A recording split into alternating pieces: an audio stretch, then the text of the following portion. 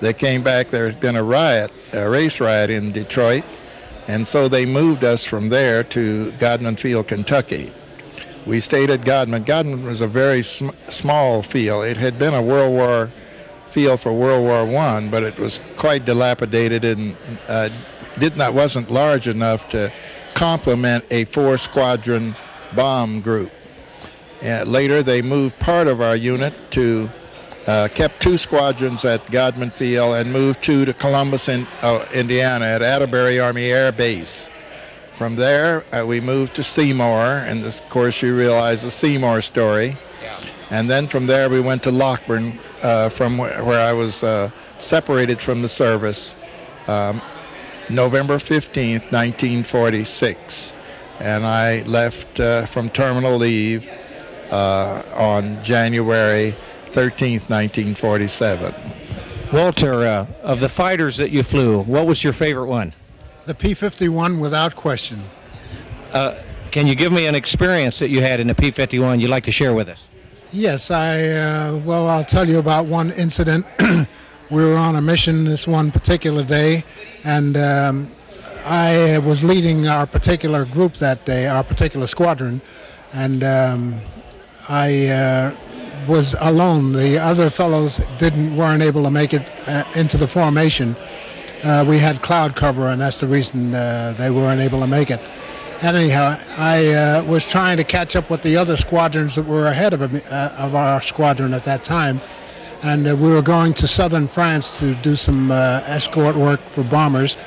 And we were flying over the Adriatic, and I was trying to get in touch with them by telephone to tell them to slow down a little bit so I can catch them, because I was by myself about 5 miles behind them or so. At any rate, when we got over the coast of southern France, there was this plane coming in the opposite direction, waving his wings. And that was the usual sign of a friendly plane coming. And, of course, in the process of joining up with me, he came in from the rear. That is definitely not what enemy or friendly planes would do. So I kept my eye on him. Sure enough, it was a German plane. After he got close enough, I was able to recognize it. And he started shooting at me. I turned around, whipped my plane around real tight, because I knew he had an ME-109, and I knew we could outmaneuver him with the P-51. So I whipped my plane around real tight, and I was starting to get on his tail when he decided to split us and take off. We were at about 20,000 feet. And I decided, well, I'm not going to go down there and subject myself to small arms fire. I'll just stay on up here and try and get a hold of somebody and go on back. I wasn't able to contact anybody else.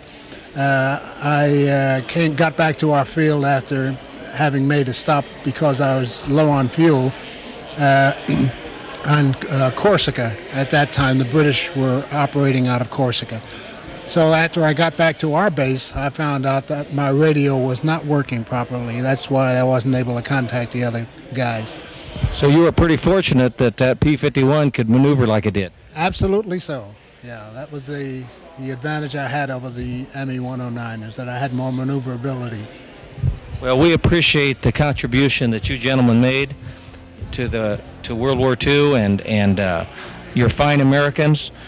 And we know that there were some trials and tribulations that you endured, but we hope that we're all past that, and we just appreciate you as Americans, and we appreciate you coming to Huntington today and sharing your experiences with us.